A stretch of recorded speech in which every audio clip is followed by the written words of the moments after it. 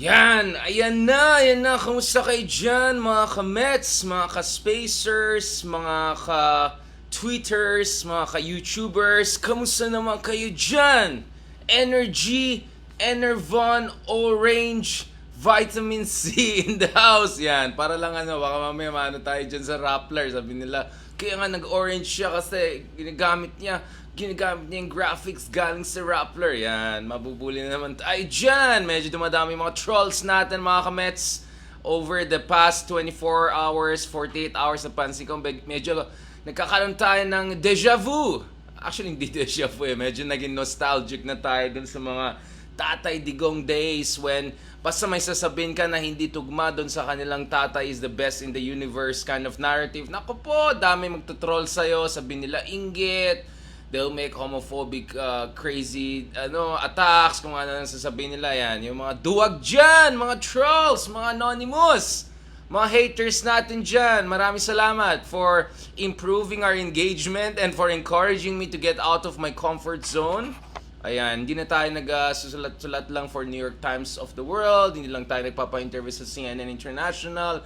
Ayan, vlogger na rin tuloy tayo. So maraming salamat sa mga ating haters, sa mga trolls natin, kasi yan, nagpaparamdam na naman sila because of the number of vlogs that we did over the past few days ukol dito sa confidential fund issue.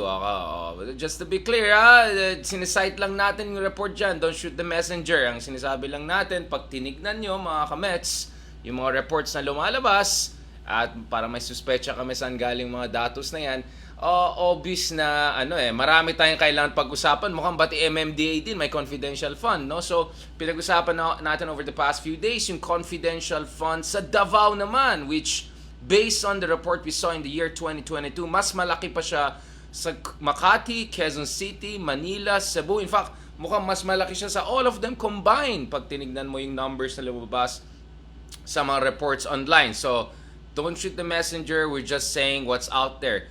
Ayan, at as always, marami tayong nakita mga palusot, mga TikTokers palusot. Yan, maganda naman daw yung confidential fund dahil gumanda naman yung kanilang syudad. Ang tanong ko lang naman, kailangan ba ng confidential fund para magpaganda ng syudad, diba? Medyo mag-isip naman sana tayo ng konti. At of course, ang tanong din natin, kailangan ba na ganitong kalaki, no? That big of a confidential fund, especially when martial law in Mindanao was already lifted by 2019, 2020, 2021, 2022, no? Kailangan ba ng ganong kalaking confidential fund when of course the focus should have been on the pandemic recovery, economic recovery, etc. So those are the questions we're asking. And was the situation in Davao like 10, 20, 50 times worse than Cebu na ganong kalaking confidential fund compared sa Cebu? So those are the questions we raised at mukhang may mga hindi natuwa. But today, pag-usapan natin itong latest data na lubas from Pulse Asia.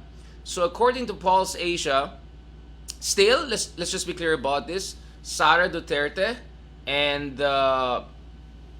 BBM are still very, very popular. At least, compared sa mga numbers in Western countries, having an approval rating of 73%, 65%, that's pretty big deal in a lot of countries around the world, no? But if you compare to what were the numbers not long ago, the numbers are actually not that impressive, no? So kung titignan niyo yan, just a quarter earlier, dun sa second quarter of this year, dun sa survey in June, the numbers for Sara Duterte was 84% approval rating, and then kay Ferdinand Marcos Jr. naman the number was 80%. So both of them, medyo mataas-taas talaga numbers. And of course, these are like dream numbers in mature democracies. Now, of course, if you're in countries like India, or yung mga countries na in the grip of authoritarian populism, 80% is not much. Or even in countries like Russia, for instance, na may Tatay Putin-style kind of populism, well, that 80% kayang-kaya ni Putin yan. But in any mature democracy you go, 80% is a dream number. I mean, that's like twice the approval ratings that people like Biden have. Nevertheless, mga kamets, what's interesting is trajectory. Because let's not forget, more or less nung last quarter, Nung lumabas yung survey ng approval ratings ni Sara Duterte and Ferdinand Marcos Jr., back then, if you look at it, we were still more or less within the honeymoon phase ng president and vice president. So usually at least the first year in office, at the very least, put in quotation mark, at the very least, the first year of the presidents in countries like the Philippines are considered as honeymoon year, no? Although I'm skeptical because my sense is Tatay Digong had like 6 years of honeymoon. Mukhang sarap-sarap buhay, diba? Yung nangyari sa kanya over the past 6 years. And he maintained very high approval ratings, at least based on some of the official numbers we saw. True and true, although I had a lot of explanations for that, why the numbers were so high.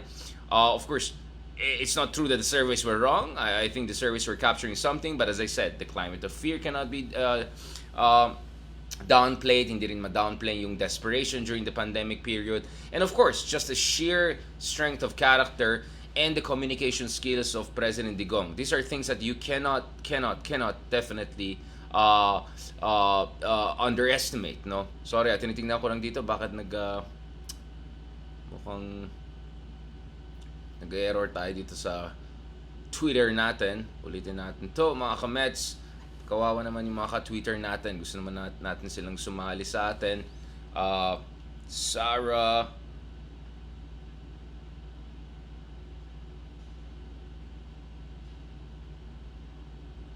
Kasi ang gusto natin sabihin is, ang tanong natin ngayon is the honeymoon over? Because, again, in a chronological sense, in a physics sense, tapos na yung first year, which is supposed to be the honeymoon period. Pero alam naman natin, mga kamets, pagdating naman sa approval, popularity, this could extend well beyond the first year as we saw during President Duterte. So this is the question we're trying to answer. Sorry, iniulit ko lang to. Ayan. Okay. Alright, so as we mentioned a while ago, still high, 73% in the case of Sara Duterte, 65% in the case of Marcos Jr. But, nevertheless, we're looking at very big drops, double-digit drops. 15 points in the case of President Marcos Jr., 11 points in the case of Sara Duterte. And of course, with the margin of error of 3 to 5%, this could go as high as close to 20% for Marcos Jr. in terms of upper limit, and around 15% in the case of Sara, 15% above. If you take into consideration the plus 3 to 5% margin of error upwards, and of course there's a negative also downward version of that, but it could go up to 20% decline, no? So from 80% to roughly 60-65%. So this is not inconsequential. Now, the other thing we have to keep in mind is also the timing. Pag tinignan yung Pulse Asia survey, this was conducted in the first half of September, from what I see dito sa aking copy that was sent to me by Pulse Asia. So yung mga political scientists, analysts, journalists, katulad namin, we of course we get a copy of these kinds of surveys so that we can have a proper breakdown of yung mga nangyari, no? What's going on talaga there. Demographic trends, geographic also trends, because there's a geography aspect to this that we'll explain. So 15% to 20% decline for one, 11% up to 60% decline for the other if you look at the margin of error of 3 to 5%. No? So that's not insignificant at all. Again, mataas pa rin, sakalam pa rin, sabi ni Kuya, sakalam si PRRD, mas sakalam din yung mga sumunod, pero gaano kasakalam after this kind of trajectory. So there's also the other thing we have to keep in mind. Malapit na po yung pre-midterm elections alignments. So in the next quarter or two, let's say in the next 6 months, magkakaalaman na ano yung magiging fault lines, ano magiging forces dito sa 2025 midterm elections, which is of course important because kung big time yung panalo nila BBM or whoever is the powers that be, whatever is the ruling coalition, then that can make it very decisive for them in terms of setting the tone all the way to 2028, no? So essentially the next 6 months or so will be very crucial in determining essentially the next 5 to 6 years or so. if you really have a kind of a big picture understanding of what's going on there. Okay, so yes, so the survey was conducted from September 10 to 14. So the big issues that were covered by the survey are yung rice cap, rice price cap na ina-impose ng Marcos Jr. administration. So this will be covered by this because that was imposed in the first days of the month of September. And of course, the efficacy or inefficacy for that matter of the measures deployed by the government to deal dun sa rice issue. And then, kasama rin dito, of course, yung mga revelations, controversies, allegations, backlash, popular criticisms, defense, so on and so forth, over the confidential fund issue. Nevertheless, ang assessment ko dito is September 10 to 14 still doesn't cover the full-blown effect ng controversies or concerns or backlash over the confidential issue, because it's really over the past week or so na nakita natin talaga na nagkakaroon ng perfect storm, in a sense that criticism is coming from right and left, from the lower house, from the upper house, from progressives, suspicions that things are also coming from the other side. Some are saying that, mukhang may gumaganti na dito, di ba? And then, of course, the numbers also in Davao that just came out a few days ago about the confidential funds in Davao. So none of those are covered by this survey. So my hunch is, if this survey were conducted, let's say last week, or conducted today, numbers could have looked even more drastically different, especially for you-know-who, right? Now, so BBM, kitang-kita natin dito na yung decline niya almost certainly has something to do with yung inefficacy ng existing measures to deal dun sa food security problems natin at presyo ng bigas. Okay? Because if you look at the actual numbers on the ground, kung tignan mo yung presyo ng kada kilo ng bigas, whatever the government want to say, the reality is that it's nowhere, absolutely nowhere close to the 20 pesos pangako ni BBM nung panahon ng elections. Absolutely not.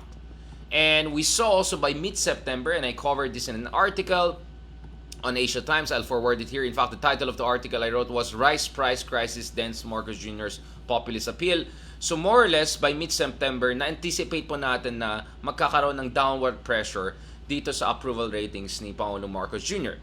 Now, it doesn't take a genius to know that, because if you look at the numbers, consistently, ang inflation po, especially food inflation, has been a top concern for the Filipino people. In fact, when people were asked what is the most urgent concern for them, the one item that consistently got support by large plurality towards majority across socioeconomic demographic groups was inflation. And nakita natin since third quarter of last year, so last year pa lang, so we're looking almost at 4 quarters here, when people were asked ano yung assessment nyo doon sa pag-manage ng presyo ng bigas, presyo ng mga bilihin, etc., actually, mas maraming nang disapprove sa government kaysa nag-approve sa government. Nevertheless, the first year, let's say, it was honeymoon period, so perhaps people were giving government a lot of chance, especially President Marcos himself. Now, President Marcos, of course, also became the Department of Agriculture Secretary, so he wanted to signal activism. He wanted to signal that he's going to be on top of the issue. He's going to deal with these things. President Marcos Jr., of course, was also very active in going all around the world, literally going, especially talking to countries like Vietnam, which is the source of up to 90% of our rice imports. But the thing is, of course, the people's patience on certain issue may last forever, as look at people's patience with antics of Tatay Digong back in the day. Pero pag pinag-usapan dito yung presyo ng mga bilihin, right? Ibang usapan na yan, di ba? Wala na more or less yung pandemic. So naging endemic situation na. So, and then the argument about Ukraine war and the effect of the Ukraine war and the prices of goods and services, well, medyo hindi na pwede gumana yung argument na yan. Magsa-second year na yung war in Ukraine, di ba? Now, obviously, to be fair to the government, there have been other kind of shocks, including India recently imposing protectionist measures. So, yung mga ibang bansa, para siguraduhin na hindi aakyat ang presyo ng bigas at presyo ng mga bilhin sa sarili ng bansa, ni-restrict nila ang kanilang export. So, ginawa ng India yan. And based on some of the numbers that we saw, for instance, in Bloomberg, If you look at the data there, analytics there, it will tell you that almost 50%, no, ang increase ng global prices of rice, no, on a year-to-year basis, no. So ang laki nung pagtaas ng presyo ng bigas in international markets. Now, in fairness naman, you cannot blame the government.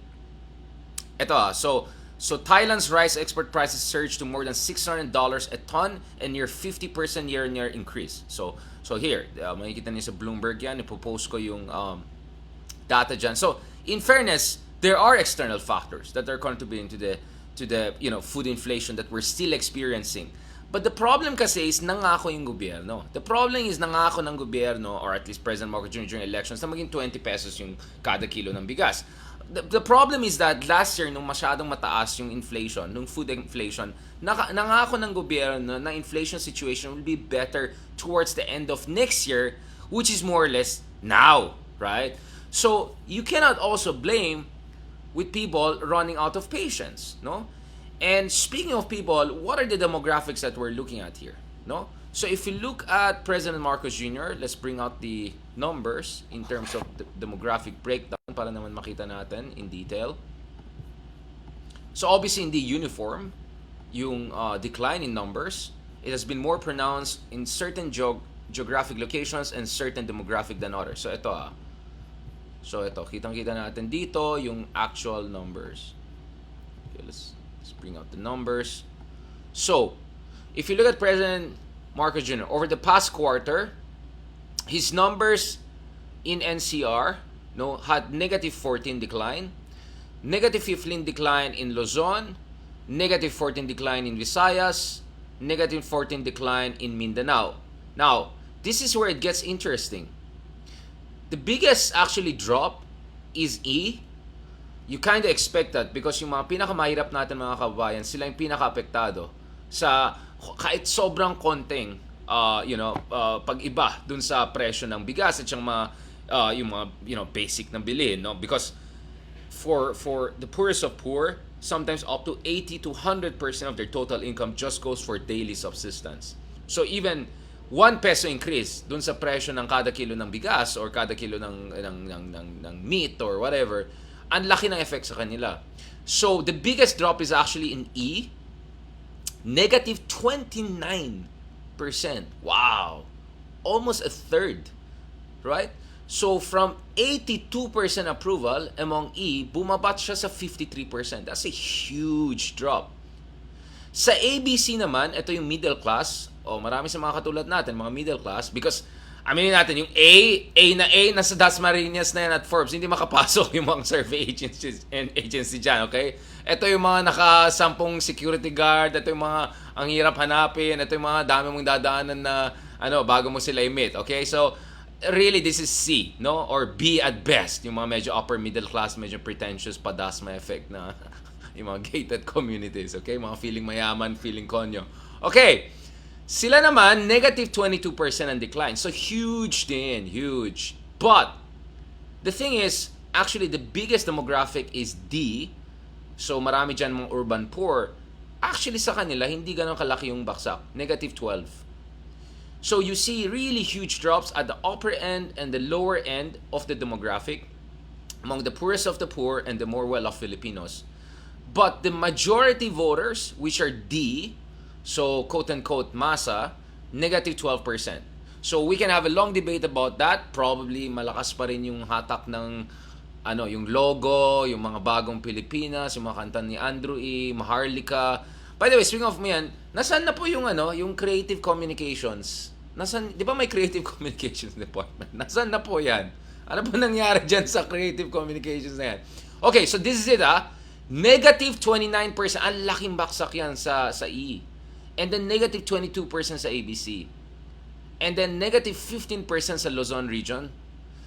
But hindi ganun kalaki yung numbers sa D. So I think this is why yung baksak is 15%, not 20, 30%. In fact, if you put the margin of error, that negative 29% will be 34, 35% almost. That's more than a third of total demographic. I mean, it's a huge drop, no? Sobrang laki ng drop niyan. It's like losing 1/3 of those who were supporting you just a few months ago. But this is E. Sa D, 12% lang . And with the negative margin of error, negative 3 to 5, this could be really in single digits. So that explains why it's 15%, not 20%, not 30%. Okay? Don't worry. I'll go to the next. I know some people are gonna say, pero mataas pa rin ng 65% kumpara dun sa... Don't worry. We'll contextualize that. We'll look at historical numbers of other presidents. Okay? Don't worry about it. Relax. Now, pagdating naman dun sa number 2, which was it? Senator Cayetano once said, spare tire lang dapat yung VP. Okay, sabihin natin, hindi naman siya spare tire kasi DepEd Secretary, kasi ang laki ng confidential fund. Kamusta naman dyan? Yung Bagsak is not as big. Because after all, hindi naman trabaho ng DepEd yung presyo ng bigas. Hindi naman si Sara nangako na gawin 20 peso kada kilo ang bigas. Hindi naman si Sara Duterte ang presidente. Hindi naman si Sara Duterte ang Department of Agriculture Secretary. So, meron siyang plausible deniability. Kung galit kayo dun sa presyo ng mga bigas at bilhin, wala akong kinalaman dyan. DepEd Secretary ako, VP ako, hindi naman ako presidente, hindi naman ako Department of Agriculture. So, you'll siguro see na hindi naman pwede sisisiin si Sara dun sa pinakamahalagang issue sa mga voters natin, which is inflation. Nevertheless, it's interesting that her number also went down by 11 points, right? With margin of error upwards of up to 15-16 points, diba? And here, I think this is perhaps where the confidential fund issue comes in. But katulad ng sinabi natin, the full-blown effect of confidential fund, I think, would not be captured by a survey in early September. It will be better captured by a survey towards the end of September or even better, early October. But of course, hindi ito pasok dun sa quarterly schedule. So my sense is, this is kind of a semi-outdated snapshot. I think if you take a snapshot today, or if you look at the trajectory, siguro the numbers, the drops could be similar between both BBM and Sara, right? Even though the concern with BBM is very different from the concern with Sara. Because, let's be honest, there is a degree of acceptance that the president needs some sort of confidential fund. Even Pinoy had that. Of course, numbers are different. I'm not drawing moral equivalence or whatever. I understand. You're gonna create. But my point is, I think there's a general acceptance of, kung presidente ka, siguro naman kailangan mo ng medyo seguridad kasi pinakamahalagang tao ka sa buong bansa, di ba? Pero vice-presidente, DepEd Secretary, ganun ba kalaki dapat ng confidential fund? Then it could be a different issue. No, not to mention, it's Sara who's being attacked over confidential fund by many quarters, not BBM as much. And in fact, as confidential fund over the office of VP became a top issue, parang hindi na masyado pinag-usapan yung mga Grand Prix diplomacy ni BBM and all of the other concerns that were there with the president. So here, really, you could see that this perhaps has a lot to do with the confidential funds issue. And I don't think the September 10 to 14 survey perfectly captures it. I think the dynamic will be even more different, and perhaps the drop would be more similar to BBM's drop had the full-blown effect of the confidential fund, quote-unquote, controversy or concerns been taken in consideration. Nevertheless, mataas pa rin ang approval ni Sara. 73% again is still a dream number. You know, any Democratic leader, Justin Trudeau, Biden, I mean, they would dream to have numbers like 73%, right? Now, let's look at Sara Duterte. What happened to her numbers on a quarterly basis? So you had negative 12% decline in NCR, negative 13% in Luzon. So quite similar. So because BBM had negative 14, negative 15, Sara negative 12, negative 13. So more or less statistically tied yung kanilang decline sa Luzon and NCR. But boom! This is where things are interesting. I keep on saying it. This factor cannot be taken out of equation. Her drop in Mindanao and Visayas was negligible. 5% lang in Visayas. Now, Mindanao pretty, I mean, not small, 9%, but nothing close to, you know, the kind of 14, 15, whatever percent that BBM was offering in Visayas and Mindanao. So here, mga ka-Idarians, mga ka-Metas, ka-Spacers, ka-YouTubers, nakikita natin yung power of Vismin. The solid South is still holding more or less solid behind Sara Duterte, right?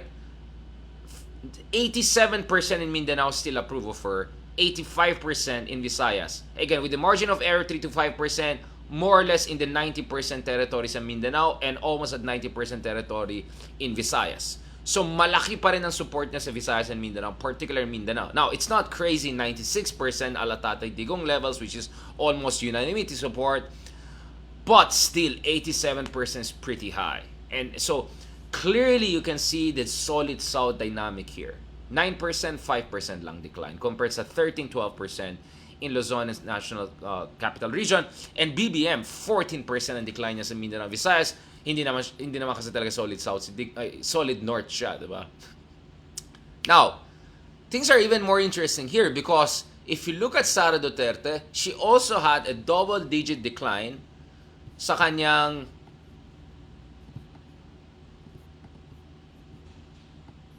approval ratings in among ABC, so among middle class. That's essentially C and B, which is more or less us, a lot of us here. Huwag naman tayo magpanggap. Kung may time ka mag-Twitter, mag-time ka mag-internet broadband, siguro naman C ka at least, diba? Alright, you don't believe me? Go and check that. All of the data out there. Okay, ito. Hindi, kasi sinasabi ko yan kasi nakakainis. May mga nandun sa Twitter na tinitroll tayo tapos sasabihin nila, ano kami, ordinaryo, masa kami. Oh, really? Tapos sobrang Englishero na obvious na nag-aaral dun sa mga private school, di ba? Yung mga ganun na mga pamasa style na hindi naman totoong masa, di ba? Yun ang yun ang sinasabi natin. Anyway. Gusto kasi genuine talaga. Iba talaga. Anyway, balikan natin to. So, 18% decline sa ABC, very similar to BBM. Pero ang decline niya sa E is 8% lang. So clearly, pwede mo sabihin dito na yung baksak ng number ni BBM sa E may kinalaman sa pagkain. Completely understandable. And since Sara has nothing to do with the portfolio and food security and she's not the president, she didn't really have much of a reason to suffer. Sa D naman, her declines are almost identical to BBM at negative 11%. So, you really see the difference here is this.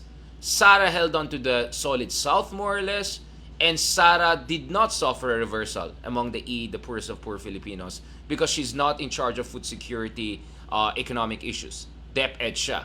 Alright?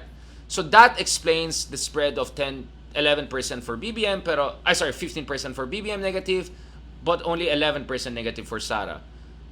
But as I said, what this survey does not cover is, I think, the second half of September, which has proven more crucial because not on the food security issue, but on the confidential fund controversy issue, I think doon we could see even more decline.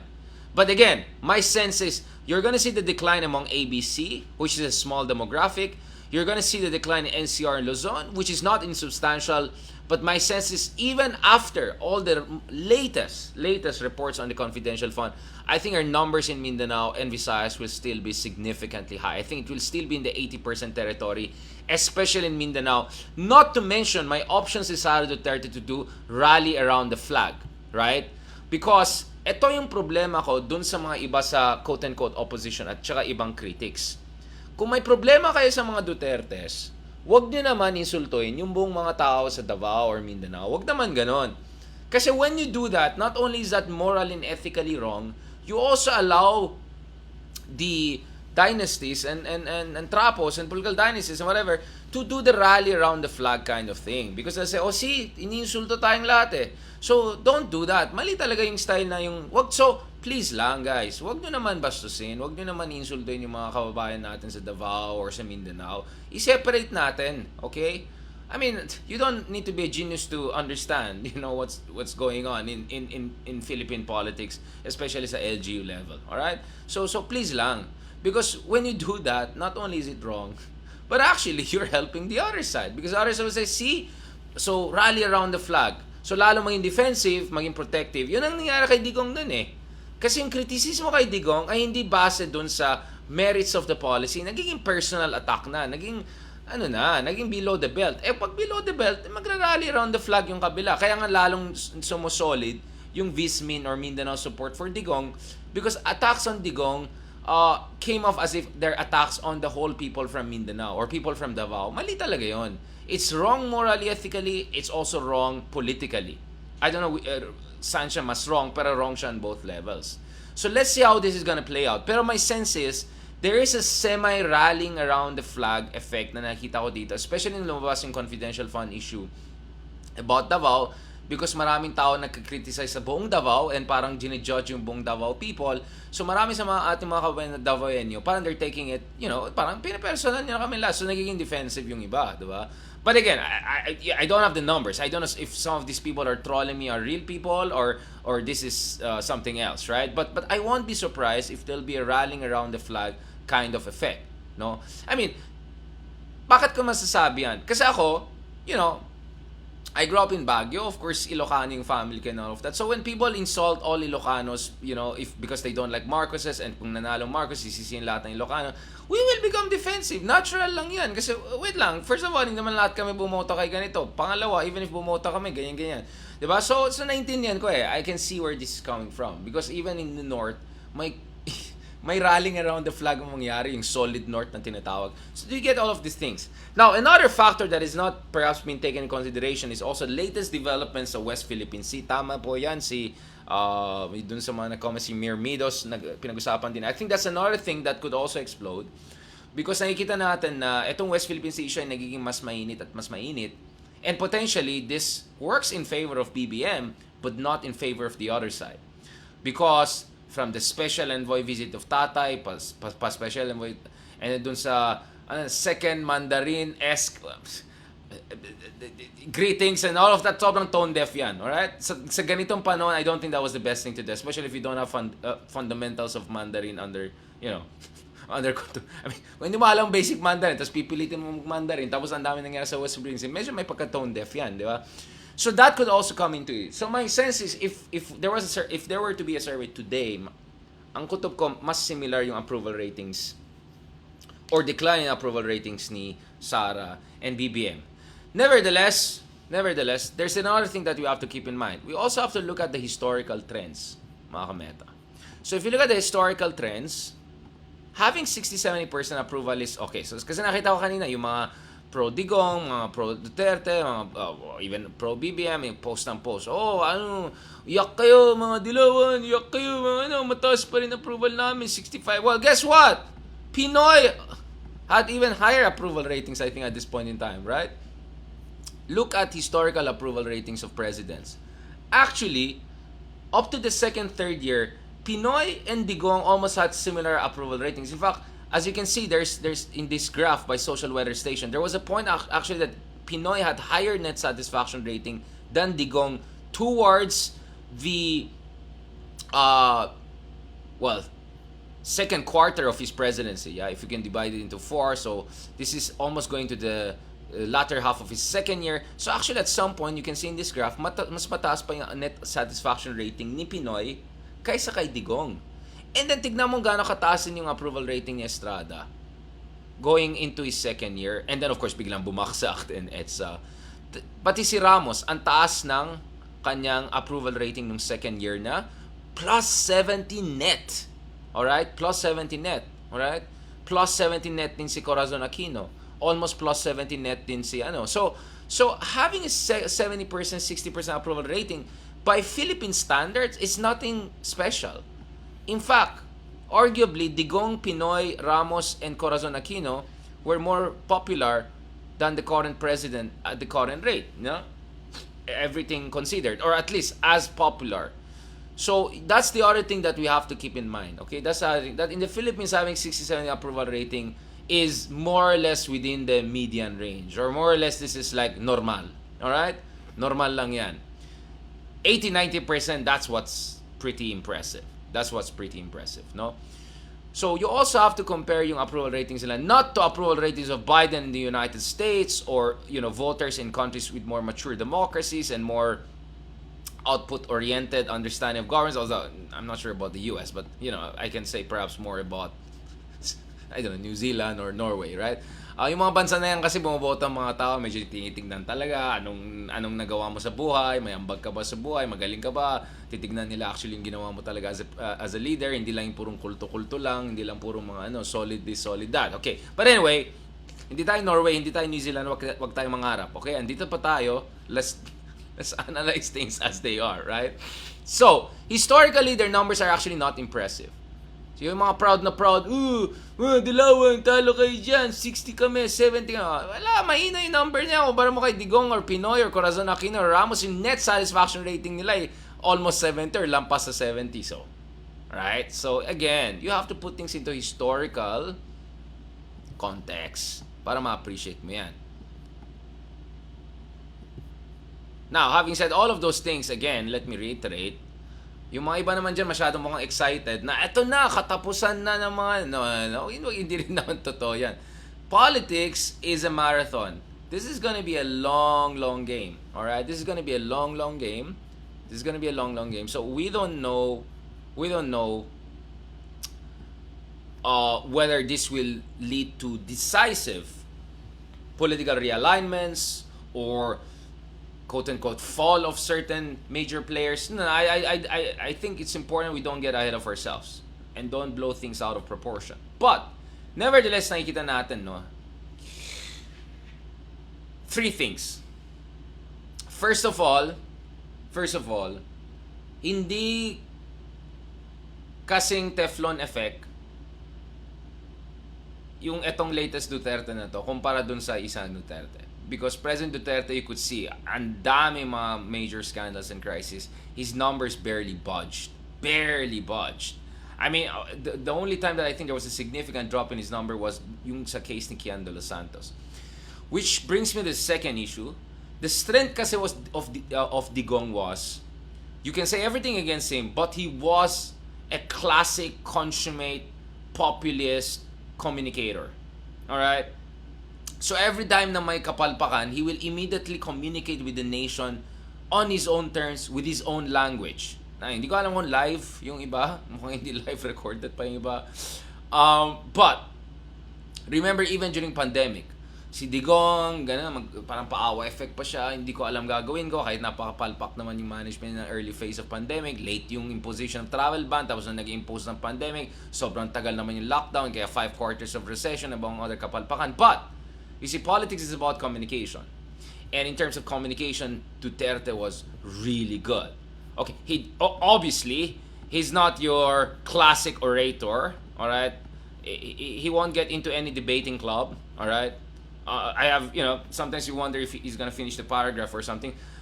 But in terms of audience impact, malakas talaga si Digong eh. Kitang-kita natin dun sa second presidential debate. Remember yung isang second yun, di ba? Yung presidential debate in 2016, nung kinawawa si Binay, tapos yung sabi ni Digong, Mar, ka na naman. Di ba yung inasarasal lang niya si Mar Rojas, ang laki ng audience impact. My sense is Grace pa was the best debater on that stage on that day, if not throughout the debates. But the biggest audience impact was from Digong. So Digong has this consummate populist messaging communication strategy that allows him to work around any setbacks and come back stronger. Wala yan dito eh. Wala yan dito sa mga bago na ito. And obviously, Marcos Jr. is also not Marcos Sr. Marcos Sr. was an amazing speaker. Not the best for me. I think Nina was also a very good speaker. I think Pinoy was a good speaker. I think even Arroyo was a good speaker. But Marcos Jr. is more cautious, conflict avoidant. He tried to be his own spokesman initially and then it didn't work out very well. Wala siyang clear spokesman, wala siyang Harry Roque, right? Hindi ko alam nasaan yung communications director niya, yung mga blogger nila. Ayan, si Maharlika. Nasaan na si Maharlika? Bumaliktad na yung ibang vloggers. Hindi natin alam nangyari sa kanila. Ayan na. Diba? So, mahina sa communication strategy itong admin na to. No? They have to really work on this. No? Really, I think, my free advice would be do a far side speech kind of strategy. Like every week or every 2 weeks or every month at least, President Marcos Jr. sit down, talk about the state of the nation in a relaxed manner, in a non-pretentious, non-scripted manner. It might work. It might work, especially when you're seeing huge drop in your numbers. So yung mga nandyan sa Office of President, kung nakikinig kayo, actually that's my advice. He has to learn to do more spontaneous, non-scripted, relaxed, bi-monthly or every month or something like that speech, especially when you see the numbers going down. Kay Sara din naman, again, nothing like the father, right? I mean, go ahead and judge for yourself, right? In terms of communication skills. Nothing like that. Now, I think her strategy is just play it safe, non-controversial, focus on 2028, eye on the ball. But, many things can happen before now and 2028 that will allow rivals and other potential rivals to step up to the plate and challenge her. So, in short, my advice to both is no room for complacency and you have to up your game. And the last thing I want to say also here is, even though mataas pa rin yung approval, 60-70%, you see, in politics, the shadow of the future matters. Meaning, if sense ko, ikaw ay invincible, if sense ko na ikaw ay napakalakas, no matter what, I rather ally with you, right? No matter what, I will think about teaming up with you come election time, 2025 elections, for instance. No matter what, I'll think about you as one of the presidential candidates to support in 2028. But, kung wala pang second year, double digit na yung biglang decline sa numbers mo, clearly wala kang Teflon effect, clearly may vulnerability ka, clearly may effect yung controversies and public scrutiny and all, and then magdadalawang isip ko, baka naman hindi ka kasing galing ng inakala ko, so baka tatayin na lang ako sa iba. Diba? So, see, calculations about the future are contingent. So this is game theory. No? So if you have done game theory, you'll understand where I'm coming from, right? So calculations about future will affect how you approach players today, right? And that in itself can become a self-fulfilling prophecy. So, especially if you are, let's say, VP, you're not the president, you don't have the resources of the president, the machinery of the state is not at your disposal, right? And then umalis ka na dun sa lakas party, lakas MD party, and then of course, alam natin the whole tambalos-los whatever discourse and all the toxicity and fights and all of that. And then you're thinking about fielding your own senatorial slate, which pushes for an agenda which is closer to that of Tatay Digong than Marcos Jr. You want to make sure that your numbers remain very high for quite some time and that you're seen as almost invincible.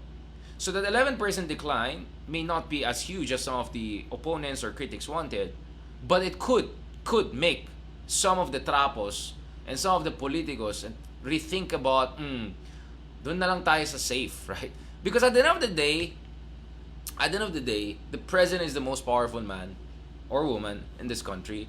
Even if approval ni BBM are 60 whatever, he's still the president. He still is the man in charge of our state institutions, right?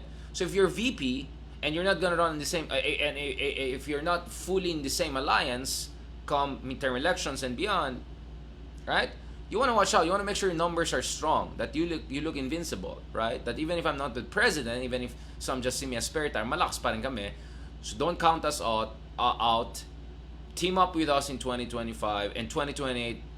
So you see what I'm saying. So all of those calculations are going to be affected by these things. Now you can still say I'm maybe over-reading into things, but that's the thing. If you're a really good analyst, if you're a really good scholar, if you want to really be able to understand the permutations, political permutations, and long-term trends, you have to pay attention to small things, especially when these small things look like a trend line, when these small things are clearly affecting everyone's psychology and calculus, etc. That's precisely why we're able to predict the direction of many things.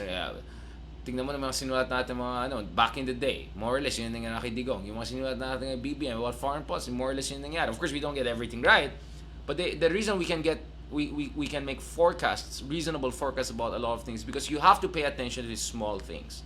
Because small cracks here can become big if current trend lines continue.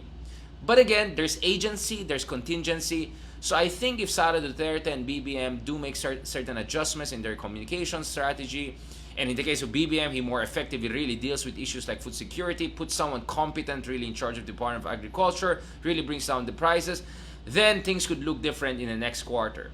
So in short, don't press the panic button yet, but definitely no room for complacency. Mukhang the Teflon effect that we saw under Digong, and to a lesser degree even under Aquino, Pinoy, way up until his last year in office or so, that we're not seeing that now. We see much more vulnerability here, and the warning signs were already there last year pa lang.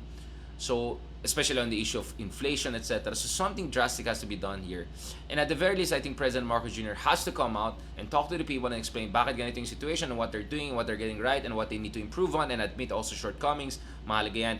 And in the case of Sara Duterte, of course, it would be nice if she comes out and explain to the people, hindi yung USEC niya, ASEC niya, whatever. No, explain to the people na itong confidential fund niyan, they're legitimate, they're reasonable, they were proportionate, dun sa nature of challenges that she was facing as a mayor of Davao and also now as deputy secretary. Explain lang nila because that's very, very important.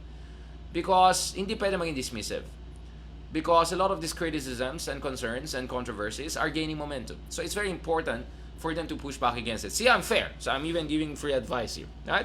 So this is my understanding.